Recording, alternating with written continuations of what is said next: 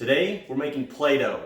This is the best recipe ever. It's been in my wife's family for 40 years, and it is very easy to make, and the kids love it. In order to make it, we're going to first add the food coloring into the water. So I've got 1 cup of water, and I want to make it nice and red.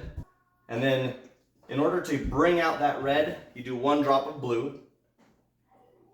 So it'll be a deep color. Otherwise, you're going to have a more pink color. Then, in your pot, you're going to add your vegetable oil. We're going to do 1 tablespoon of oil, our colored water, the flour, 1 cup of flour, half a cup of salt, 2 teaspoons of cream of tartar. Now, the most important part of this is you want to cook it on low, very low. And since I have a big burner here, I'm going to bring it all the way down to as low as it goes.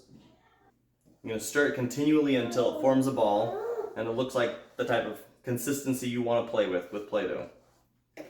Now, as you're stirring, you need to scrape the edges as much as possible so that it doesn't burn.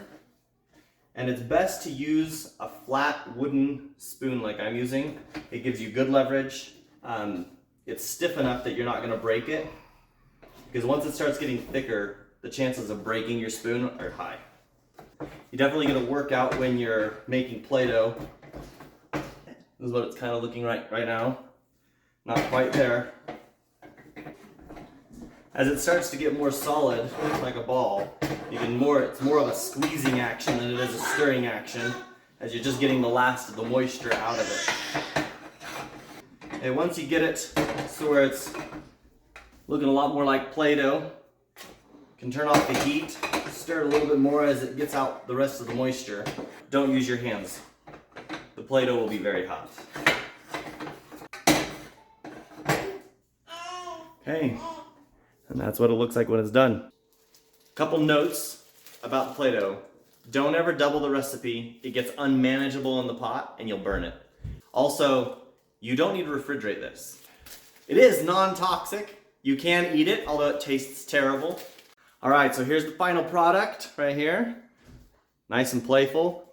Remember that after you get done making it, you need to keep it in a Ziploc baggie at all times when you're not playing with it, because it will dry out. And if it dries out, it's ruined.